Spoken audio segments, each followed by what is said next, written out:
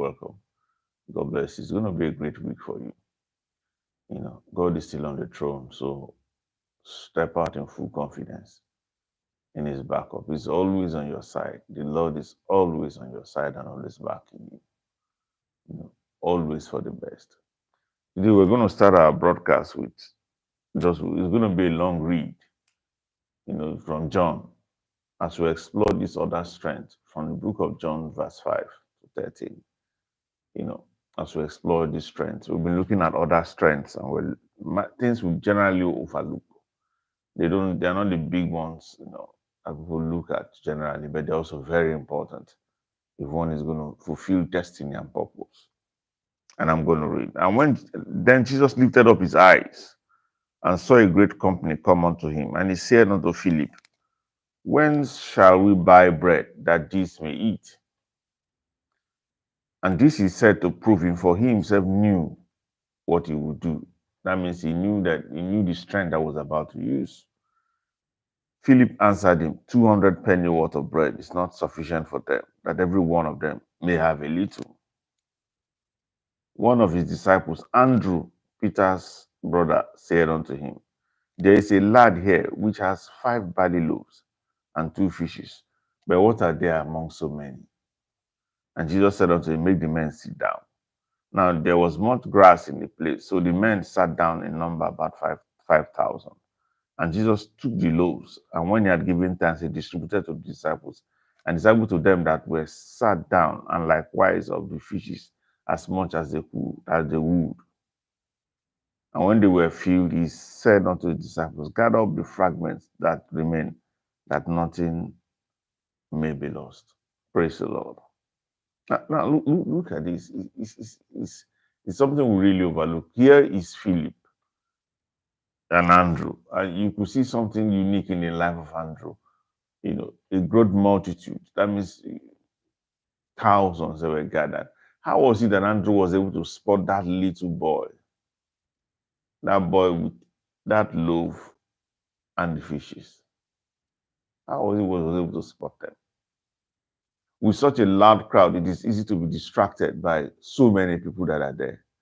The master was preaching. So many activities were taking place, miracles were taking place. And yet he was able to spot that little detail. And it was that little detail that was the determinant of failure or success. Even from the word the master said, he knew what he would do. That means that Jesus had already spotted that detail. They didn't know, but he had spotted it. And God being so kind, Andrew also spotted it. But Philip didn't think of that, because he was looking at the big picture, but he didn't look at the small picture. We need to pay attention to the little, minute details. Many times, the determinant of failure and success are not the big things. It's just the attention to details. These little, insignificant things that don't matter, that destroy an empire. It is those little things. Scripture, the book of Songs of Solomon, there was a mention of the little foxes that spoil the vine. The little foxes that spoil the vine. They are little, they are insignificant, but they matter in critical moments, and they will be the determinant of success and failure. There's this particular song, this thing I learned I think it's in a rhyme as a young child. For want of a nail, a kingdom was lost. For want of a shoe, that's the horseshoe, the horse could not ride. But actually, why there was no horseshoe was there was a nail missing.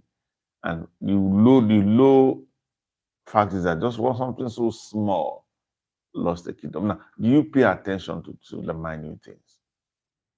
Very, very insignificant. They're not that big. Minute things like details, getting things to excellence. And that basically is what determines excellence. Your capacity to go for the minute details that others will ignore. You're a fashion designer. Do you look at the details, the tiny threads that came out? Nobody will spot it, but you will have spotted it. Just one among so many.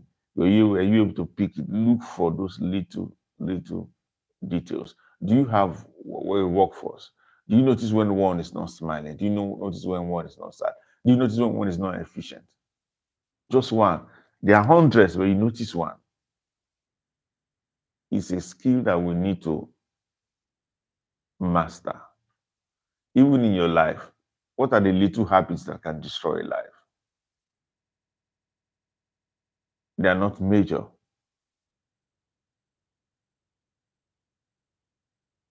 But they are key to moving you to your next level. So here you begin to see that attention to details, and you begin to see something also. Even when the miracle was done, Jesus didn't let a fragment get lost. He said, gather every single thing. Why is that so? Because God values the little things. God sees your efficiency not just by what you do with the big things, but by what you do with the little insignificant things. He said, gather them that none be what? Be lost. So was he being stingy? No. He was just operating the way the master works. God bless you. I'll see you. I'm already running out of time. I'll see you on Wednesday. God bless you.